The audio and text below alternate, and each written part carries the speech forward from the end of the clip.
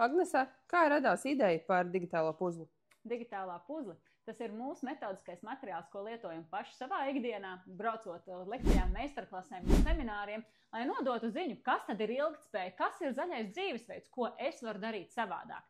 Tas radās kā palīgs mums, un arī klienti to ir iecienījuši. Cik ilgi strādāja pie šīs puzles? IBRLV ir sociālais uzņēmums. Kā rezultātā mēs rūpējamies, lai varētu izglītot klientus, lai viņiem pastāstītu informāciju tādā vieglā un saprotamā veidā.